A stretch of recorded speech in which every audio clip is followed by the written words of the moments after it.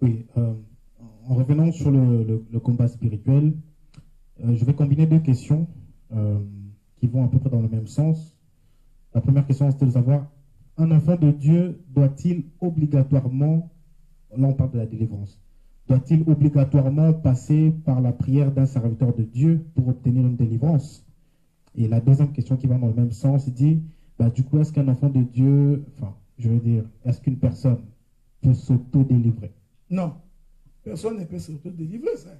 Même naturellement, ça n'existe pas. C'est comme j'ai toujours entendu des gens, bien-aimé, tu vas proclamer ta propre délivrance. Non. À moins que nous ne puissions pas avoir le même entendement de ce qu'on appelle délivrance. Parce que il n'y a que celui qui est libre qui vient apporter la délivrance à celui qui est enchaîné. C'est ça toute la Bible. Donc, Israël était en Égypte sous l'esclavagisme, malgré sa volonté de sortir de l'Égypte. Il en avait marre. Il n'est pas sorti jusqu'à ce que le Sauveur est venu pour délivrer.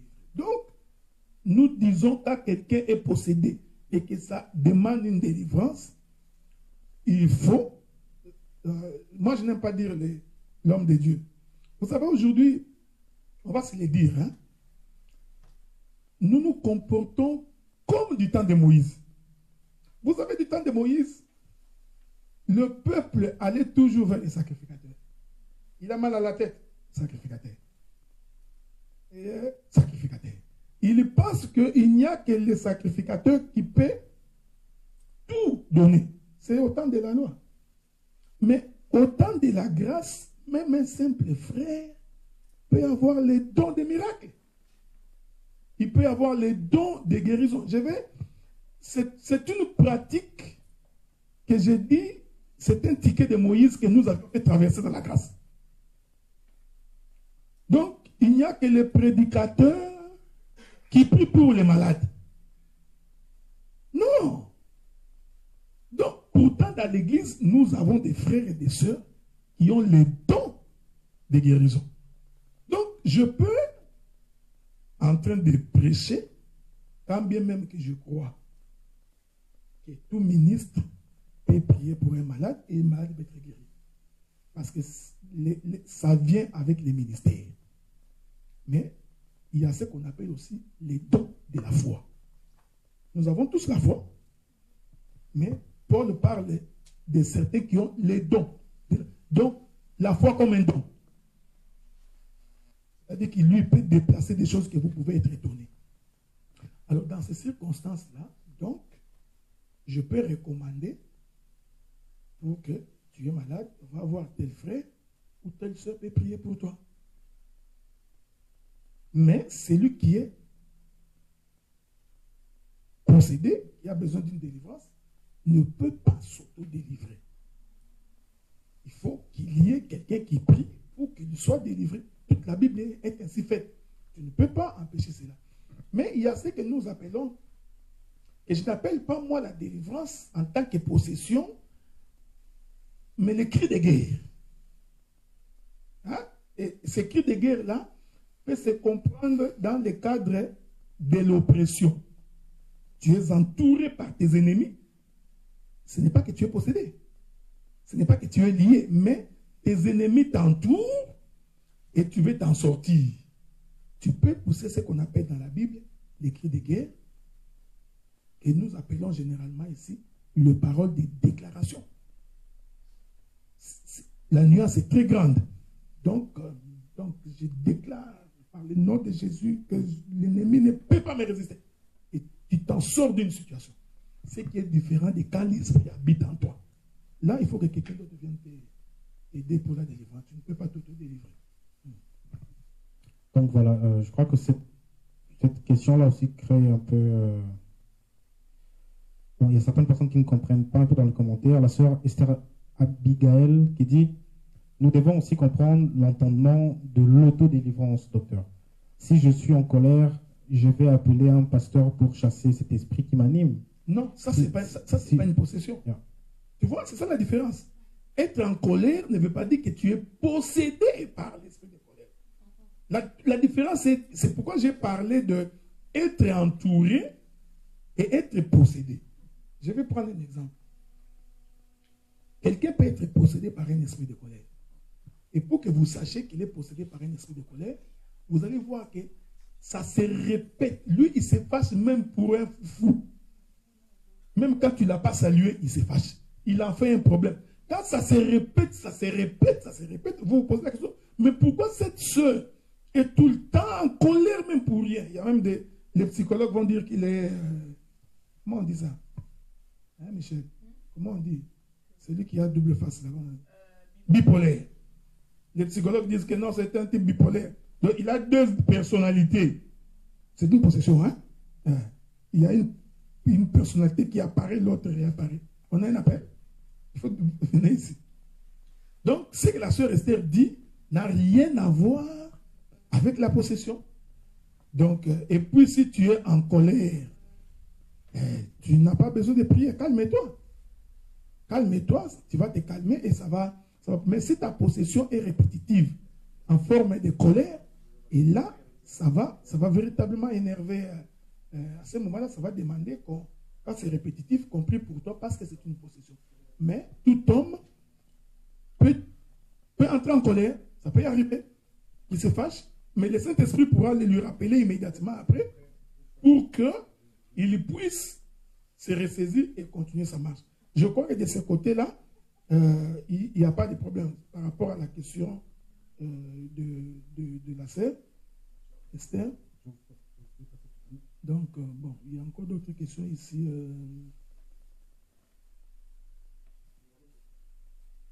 Donc, voilà un peu quoi. Donc, bon, je ne sais pas quelle est la question du frère ici. C'est qui a posé la question? Je ne sais pas.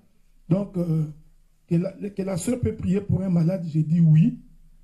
Mais nous n'allons pas donner à la sœur de nous faire un service de prier pour les malades.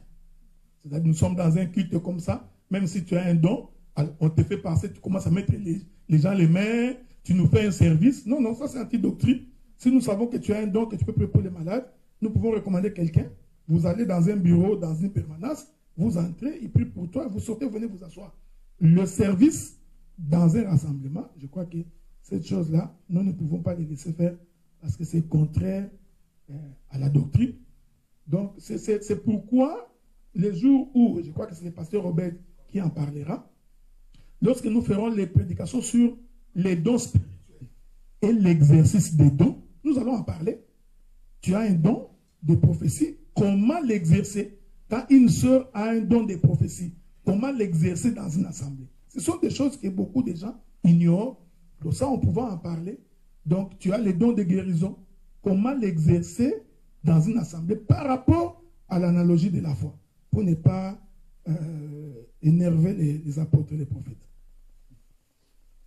D'accord, merci docteur. Il y a aussi le frère Lema qui pose la question de savoir est-ce qu'un enfant de Dieu, déjà, la première étape, est-ce qu'un enfant de Dieu peut être possédé? Non, un enfant de Dieu ne peut pas être possédé. Je ne sais pas s'il m'a suivi quand j'ai commencé à parler. J'ai expliqué plusieurs étapes de ce qu'on appelle la possession. J'ai dit la plus grande possession d'un homme ou d'une femme, c'est d'abord d'être en Égypte. Il est païen. Donc, tout ce qu'il fait, il est sous l'emprise du malin. Tu vois, ça c'est la première possession. Maintenant, la première chose que Dieu fait, il t'enlève d'abord entre les mains de l'ennemi. C'est ce que nous appelons la première délivrance. Et là, tu n'es plus sur l'emprise du diable. Mais cela ne veut pas dire que tout t'a abandonné. Non. Il y a encore des choses, des séquelles qui sont en toi, qui au fur et à... C'est ça même la raison de la marche. C'est ça la raison de la sanctification. C'est la raison pour laquelle Israël a marché jusqu'en Canaan. Pour que tous les petits liens, ça existe, puissent tomber au fur et à mesure que nous nous approchons de Canaan. Donc, c'est pourquoi il faut différer. Parce que, tu vois, cette question-là, c'est une question très tendancieuse qu'il m'a posée là. Parce que nous avons également des frères. Il est avec nous pendant plusieurs années.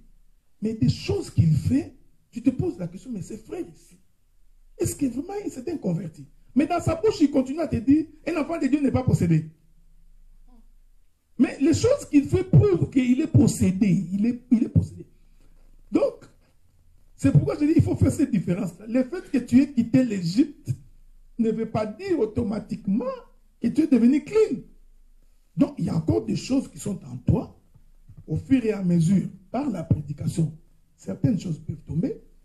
Par la prière, certaines autres peuvent tomber. Au fur et à mesure, comme ça, tu deviens de plus en plus saint en t'approchant du pays de Canaan.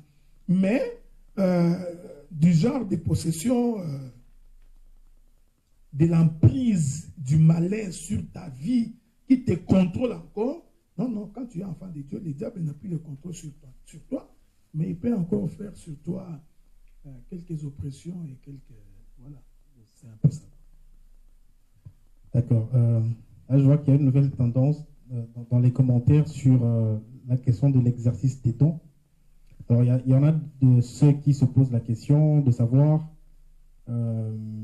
est-ce qu'une femme, enfin, je vais essayer de résumer, est-ce qu'une sœur ou une femme dans l'assemblée pendant un culte qui a un don de guérison ou quelconque don, et quand on ramènera de malades pendant le culte, est-ce que forcément on doit ramener vers un frère qui n'a pas le don de guérison, mais parce que c'est un frère, on va les laisser prier pour les malades? Vous savez, j'ai toujours dit ceci, que un ministre, ce n'est pas seulement interpréter l'écriture et prêcher, c'est aussi gérer l'église. Beaucoup de gens n'ont jamais compris que la gestion même de l'église fait partie du ministère. Qui dit que parce qu'il y a un cas de maladie, il faut nécessairement que nous prions séance tenante? Donc, le ministre qui gère l'église, c'est pourquoi nous encourageons les frères et les sœurs à venir dans des prières. Nous les encourageons quand ils font des songes ou des visions de nous en parler. Parce que ça nous permet à nous, ministres de la parole, d'identifier les dons. Donc, si tu as un don, il faut l'exercer pour que l'on sache, voici les dons que tu as. Maintenant, si nous avons identifié que c'est telle sœur qui a les dons de guérison, et qu'un cas de maladie s'observe au milieu de nous, il n'est pas nécessairement, ou il n'est pas nécessaire que nous les fassions séance tenante pendant le culte. Nous pouvons te fixer rendez-vous demain, ou après-demain. Nous pouvons te voir après le culte. Donc, c'est... Vous savez, j'ai toujours dit ce que nous voulons éviter dans les choses de Dieu, c'est cette tendance de faire l'œuvre de Dieu comme un spectacle.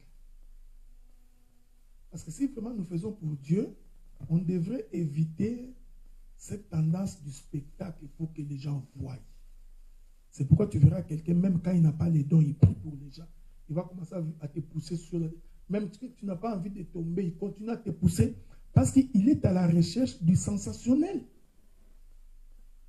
Donc, si nous avons des cas de maladie, si le prédicateur, parce que tout prédicateur d'abord doit avoir les dons pour prier pour les malades. Si le prédicateur prie, il prie, certains certainement seront guéris sous la grâce de Dieu. Il y en a d'autres qui pourront ne pas être guéris en ce moment-là. Le ministre sait, il sait que bon, toi tu me verras après, toi tu me verras après. On va se voir après. Nous avons déjà qu'on peut associer.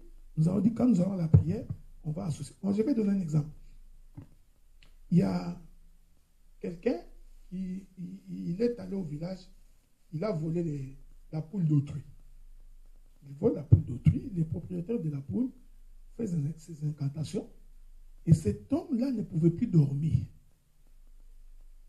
Maintenant, en pleine prière, il dit au prédicateur, pendant qu'on appelle les gens pour prier, non, je ne peux pas dormir. Dès que je dors, je vois des esprits, je suis agité. Le prédicateur prie, il prie. On laisse la personne partir. On laisse la personne partir. La personne s'en va. Il revient demain, il dit non, je n'ai pas dormi. Les prédicateurs il prie. On laisse une semaine. Mais le prédicateur va être fâché, va être fatigué. Parce qu'il va se dire, mais qu'est-ce qui ne va pas? Il a fallu qu'on associe à cette prière une sœur qui avait les dons de prophétie. Pendant qu'on priait pour ces frères-là, la sœur dit au prédicateur, il dit, on m'a montré ses frères en train de voler. On arrête la prière, on lui pose la question. Vous voyez, si ces dons n'étaient pas exercés, on prendrait le prédicateur pour un menteur qui prie et l'homme n'est pas guéri. Donc c'est pourquoi il faut connaître les dons et savoir comment l'exercer. Même si c'est un frère qui a les dons des prophéties, il ne peut pas les dire devant tout le monde. Il faut qu'il dise au ministre pendant que nous prions, j'ai vu ceci. On a posé la question au frère, il a reconnu qu'il avait volé la poule d'autrui. La prière est finie. On a arrêté la prière. On a dit, quand tu rentres, va dire à ces messieurs-là, c'est toi qui avais volé sa poule, paye et tu dormiras. L'homme est allé, il a payé la poule d'autrui, il a confessé son péché, le lendemain il s'est endormi sans problème. Donc c'est là où nous disons, dans l'exercice des dons, nous croyons quand l'Église a de véritables ministres, ça s'exerce sans problème. C'est ça. D'accord, si je peux me permettre d'essayer un peu de... Parce qu'il y a tellement de questions en tout cas sur ce sujet-là. Si je peux essayer un peu d'apporter un peu d'éclaircissement sur la question de l'exercice des dons. La Bible dit dans le livre de Marc 16, je crois, le verset 17, il dit « Voici les miracles qui accompagneront tous ceux qui auront cru. » Ici d'abord, premièrement, il ne s'agit pas des ministres. On parle de tout enfant de Dieu qui a cru. C'est-à-dire qu'en croyant, nous avons la capacité de chasser un démon. C'est là où je confesse et je crois qu'une maman à la maison, si tu as un problème avec ton enfant, maman a la capacité d'imposer les mains sur son enfant et prier pour l'enfant. Là, il n'est pas encore question d'appeler un ministre à 3 h du matin, à 4 h, prie pour mon enfant. Pour aller un peu dans le même sens que le docteur est en train de dire, c'est pas comme dans le temps d'Israël où tous les problèmes, on devait les remettre au sacrificateur. C'est-à-dire que le temps où nous sommes, tout enfant de Dieu a la capacité de prier pour un malade. On ne parle pas encore de l'imposition des mains au pas. Là encore n'est pas la question. Nous avons cette capacité-là.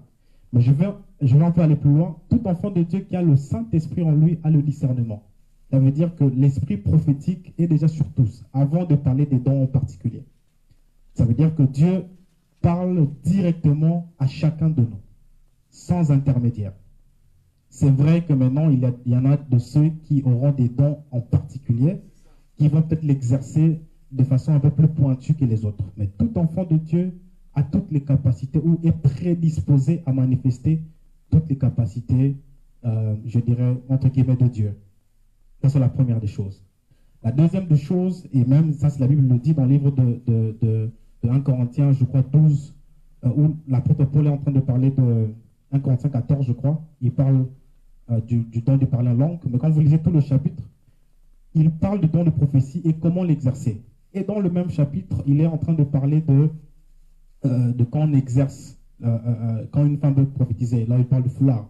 Il dit quand elle prophétise, elle doit mettre un foulard sur sa tête. La question c'est, à quel endroit cette femme était en train de prophétiser? Il est en train de parler de quand nous sommes réunis. Cela veut dire que ici encore, on ne parle pas du ministère de la parole, c'est tenir devant.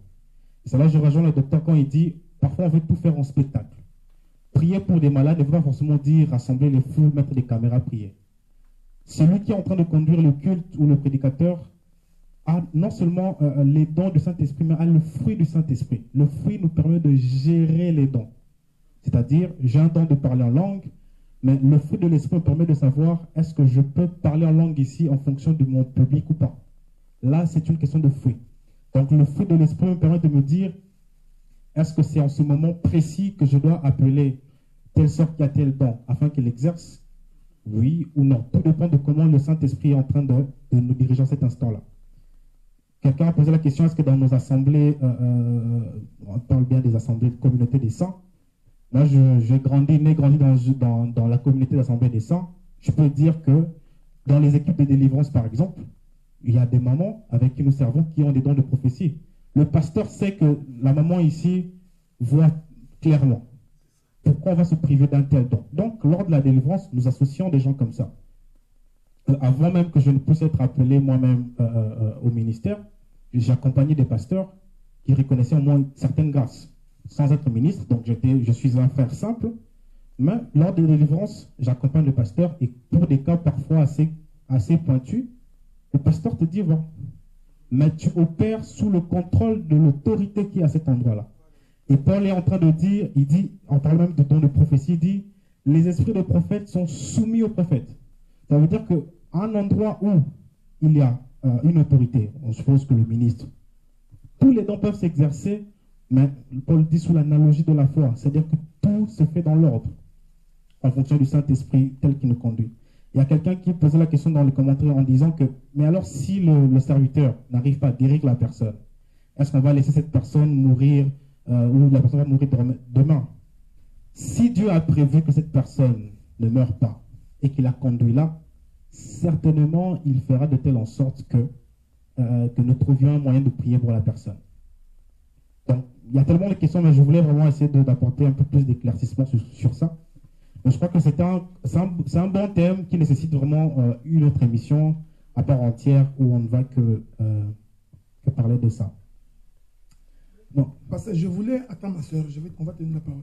Je voulais ajouter quelque chose ici.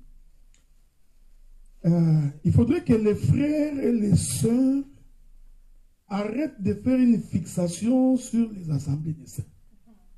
Parce que j'ai comme l'impression que les gens commencent à développer une haine ou une antipathie, ce qui n'est pas aussi des dieux. C'est très important de rappeler ces choses, frères. Donc, nous, quand nous parlons de l'Assemblée des Saints, c'est que nous faisons un effort pour veiller sur la parole, sur le modèle. Et je voudrais exhorter les frères et les sœurs à avoir de l'amour vis-à-vis des frères et vis-à-vis des sœurs, sans quoi vous n'êtes pas différents des pharisiens. Donc, quand tu poses une question, pose la question. Ok? Ne pose pas la question en fonction, tu vois, dans les assemblées des saints. Parce que je t'informe que chaque assemblée locale a sa manière de gérer l'exercice des dons.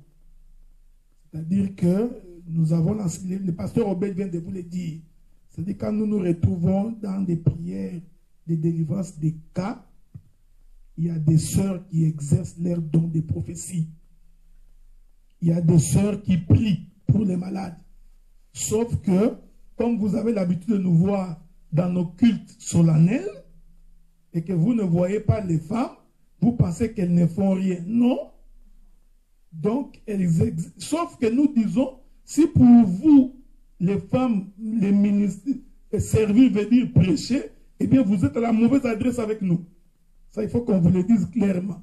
Donc, tu peux parler de Jésus dans ton bureau, dans le bus, c'est pas mauvais, mais quand on s'assemble selon la doctrine, Dieu n'autorise pas qu'une femme se mette devant les hommes pour parler.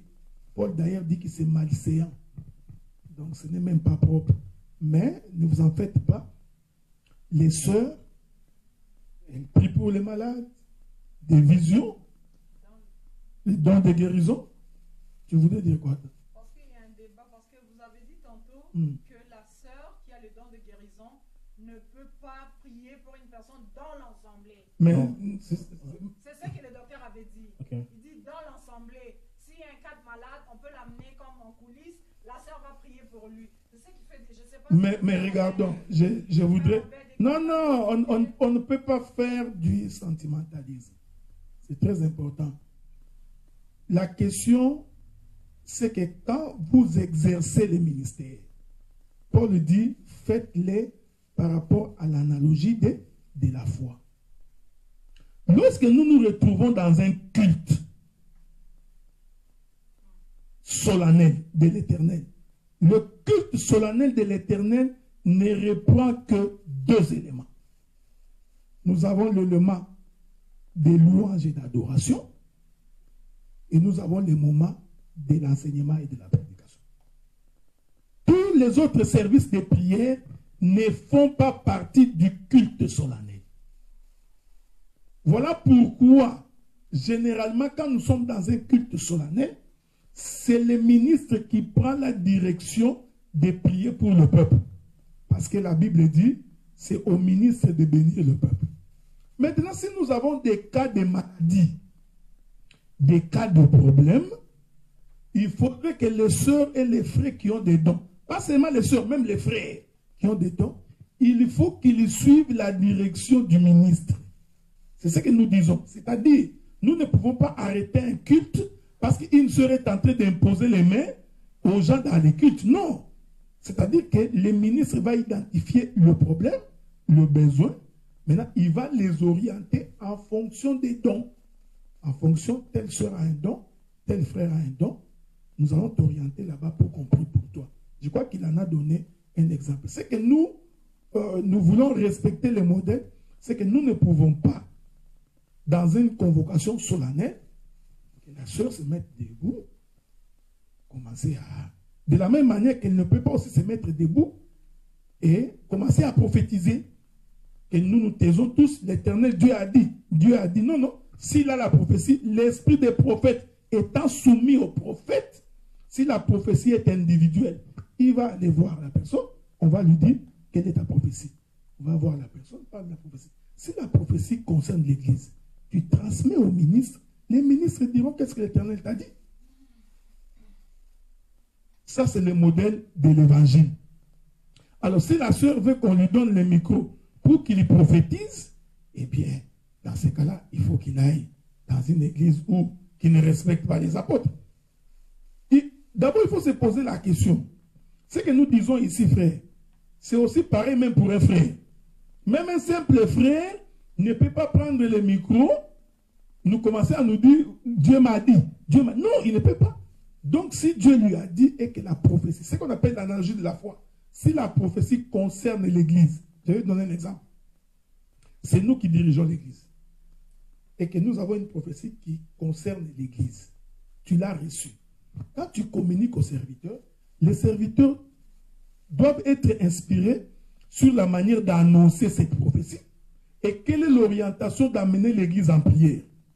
Donc c'est pourquoi il faut passer par les ministres, pour que les ministres sachent quoi dire au peuple, comment les dire et de quelle manière les dire. Parce qu'il y a des prophéties, quand c'est une prophétie individuelle, c'est autre chose. Mais il y a des prophéties, de fois, tu les dis comme ça. Je prends un exemple. Dieu te montre à un frère ou à une soeur que dans 4 jours, il y aura bagarre. Le docteur Adela et le pasteur Azar. Vous savez que cette bagarre-là va avoir des répercussions sur l'Église. Maintenant, toi, tu t'élèves, tu viens dire, Dieu m'a montré que l'Église va se séparer parce que le docteur Adela avec le pasteur Azar vont se battre. Cette prophétie aura des répercussions sur les membres de l'Église. Ça va déterminer leur comportement futur. Mais quand vous le communiquez aux ministres, les ministres savent comment appeler les deux, comment parler et comment préparer l'Église pour que l'Église entre en prière. Donc c'est un peu cet ordre-là que nous voulons que cela soit respecté dans les choses de Dieu.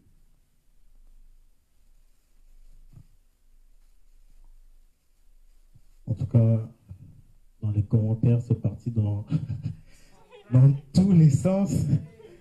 Les questions vont dans tous les sens. Moi, on peut toujours répondre, ne vous en faites pas. On peut toujours. Non, mais je pense que c'est quand même un thème assez important et vaste qui nécessite vraiment de l'éclaircissement. Mais regarde, il y a une question qui a été posée ici. Hein? Il dit, si c'est interdit à la femme de se tenir devant l'assemblée, alors lorsque les femmes chantent, elle ne peut pas servir. Tu vois, c'est ce que j'ai dit. Quand vous lisez les Écritures, c'est là où nous disons que quand on n'a pas les ministères, c'est vrai qu'on peut avoir des difficultés à comprendre. Mais il faut lire la Bible. Je vous avais dit la fois passée que du temps de Moïse, dans les sacerdoces, il n'y avait que les Lévites, hommes, qui chantaient. Une femme, même quand tu es Lévite, tu ne chantes pas. Je crois avoir déjà donné un enseignement là-dessus. Mais quand vous lisez les livres des Chroniques, vous allez voir, c'est lui qui a fait entrer les femmes pour venir chanter. C'est Judas. C'est David. Ok? Donc, quand ils chantent, ils servent le Seigneur. Bon, il y a aussi, nous avons aussi une autre question, c'est que lorsque vous avez les modèles dans la Bible, il faut les respecter. Quand le modèle n'est pas dans la Bible, il ne faut pas en créer. Donc, c'est ce que nous voulons demander. Y a-t-il pas des femmes qui ont prié pour les malades en Israël? Nous disons oui. N'a-t-il pas des femmes qui ont prophétisé? Oui. Mais ils ne l'ont pas fait dans les sacerdoces, dans la convocation solennelle. Déborah était prophétesse, mais ce n'était pas dans les sacerdoces. Donc nous disons que les femmes peuvent exercer leurs dons, mais il faut qu'ils respectent l'analogie de la foi. Pourquoi les femmes chantent? Les femmes chantent parce que nous les avons vues avec David entrer et chanter pour l'Éternel. Donc on ne peut pas refuser ce qui est écrit. Avons-nous vu les femmes, pendant que Israël marche avec les Lévites, les femmes en train d'imposer ou de prier pour les gens? Nous disons non, pas dans ces cadres-là. Voilà un peu. Mais on peut toujours faire une autre émission là-dessus. Il y a une sœur qui nous dit cette histoire de privé, c'est-à-dire de prier en privé. Je ne suis pas convaincu. Okay. Paul dit dans le culte, s'il y a un cantique, une prophétie ou une langue, en faisant référence à 1 Corinthiens 14, donc, s'il y a un cantique, une prophétie, une langue, donc la femme peut prophétiser pendant le culte. 1 Corinthiens 14. Mais pourquoi la sœur n'a pas fini les versets? Mais le verset dit, faites-les selon l'analogie de la foi. Car Dieu n'est pas un Dieu de désordre, mais un Dieu de paix. Vous savez, quand vous prenez les versets avec des ciseaux, c'est ce qui arrive. Il faut lire tous les chapitres en entier. Je vais encore donner un exemple. Prenons un exemple concret. Matthieu dit, voici les miracles qui accompagneront tous ceux qui auront cru. À mon nom, ils chasseront les démons. Mais Paul vient encore dire, tous ont-ils les dons de guérir? Vous voyez? Donc, il y a des manières où le Seigneur pose les choses. Il peut poser la chose dans sa prophétie globale, mais à l'intérieur de cette prophétie, il y a des ramifications. Donc, l'écriture que la sœur donne là, nous ne refusons pas que la sœur ne chante pas. Non, nous n'avons pas refusé que la sœur ne prophétise pas, non plus. Mais quand il lit tous les textes, il va voir que Paul a dit, faites-les par rapport à l'analogie de la foi. Il y précise, car Dieu, c'est un Dieu de paix et non un Dieu de désordre. Je vais donner un exemple. Il dit, dans ce verset-là, Paul dit, si quelqu'un a une exhortation, il peut donner l'exhortation. Est-ce que vous pensez vraiment que tout le monde peut exhorter? Même quand Paul dit, si quelqu'un a une exhortation, Paul, dans sa tête, il voit que quand nous nous assemblons, celui qui exhorte est un ministre. Sans quoi, n'importe quel frère va monter du haut de la chaise et commencer à exhorter. Si on comprend cette écriture-là. Donc, il y a des choses que Paul pose, mais les détails des autres écritures nous permettent de faire asseoir. Donc, ce n'est pas, comme j'avais vu dans une église, la Bible dit, exhortez-vous les uns les autres. Bon, qui va nous exhorter aujourd'hui? Frère Bernard, viens nous exhorter. Non, c'est un désordre parce que tout le monde, c'est pourquoi la Bible dit qu'il n'y ait pas parmi vous beaucoup de gens qui prêchent.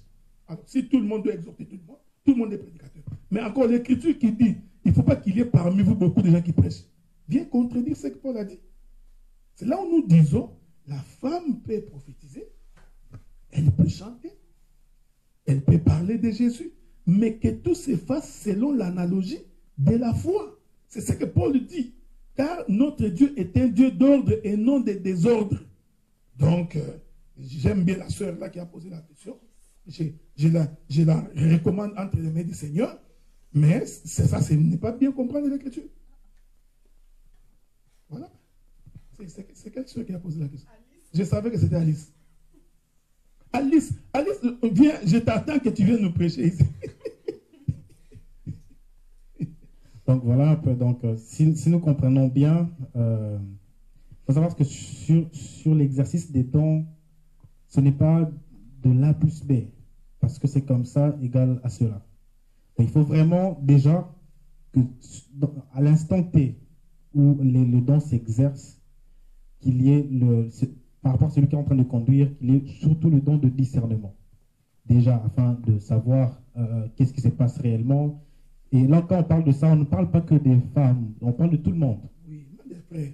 Les frères et sœurs. Donc, enfin, parce que nos sœurs, nos mamans, les femmes peuvent parfois se sentir un peu lésées. On parle de tout le monde. C'est-à-dire que même un frère ne peut pas se lever pendant qu'on connaît que tu viens prendre le micro sans que le conducteur ou bien le président du culte n'ait donné l'aval à cela. Et encore, tout dépend de ce que la personne est censée faire.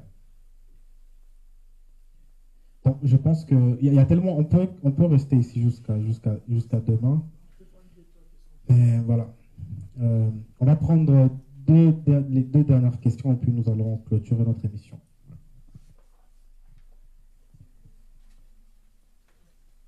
Les questions, ça finit jamais, hein?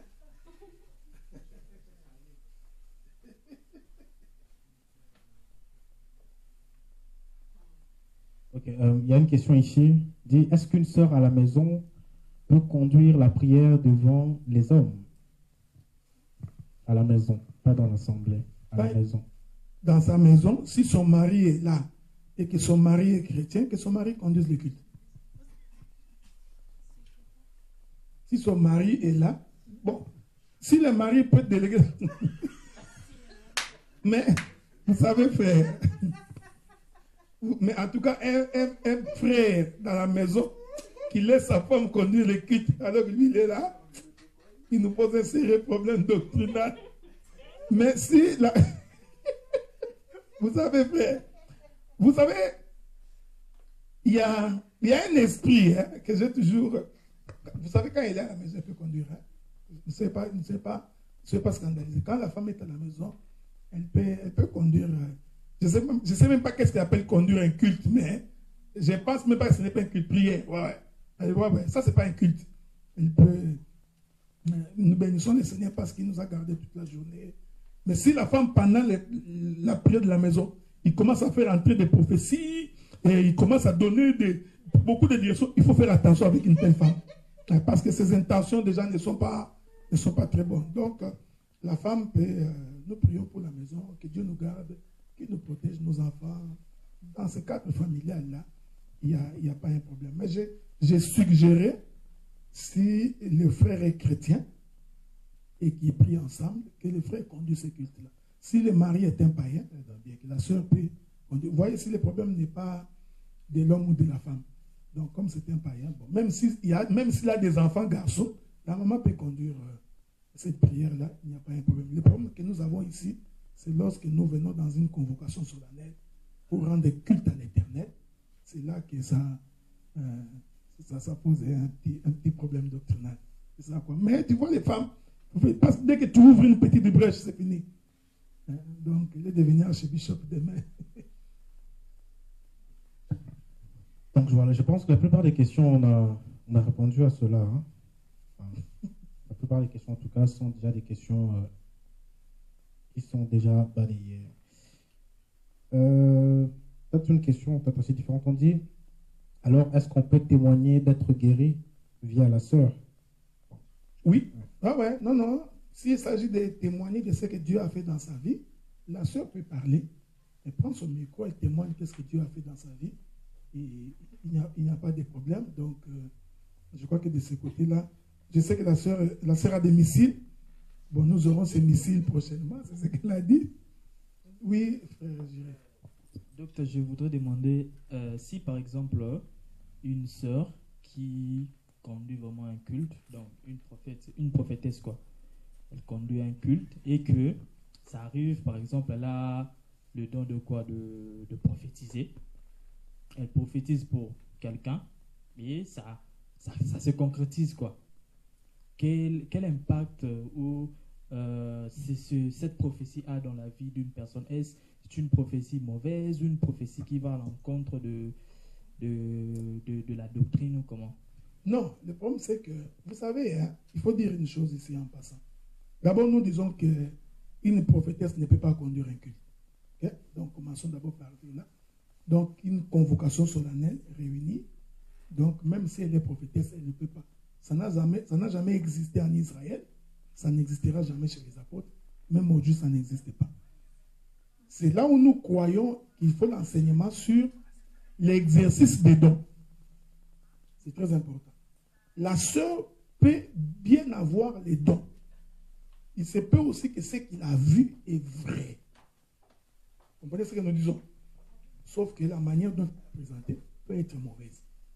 Donc, la sœur peut bien avoir vu, mais il a mal exercé les dons de ce que Dieu lui a montré. Dieu peut bien montrer à une sœur que tu vas avoir une voiture ou quelque chose dans 2 ans. Maintenant, la manière dont elle exerce ses dons. Je vais prendre un exemple concret. Nous sommes en pleine prière. Bon, la sœur Eliane, Dieu lui montre que la sœur Ophélia va faire un accident. Les dons est vrai, identique. Et ce qu'il a vu est vrai. Maintenant, regarde ce qui va arriver.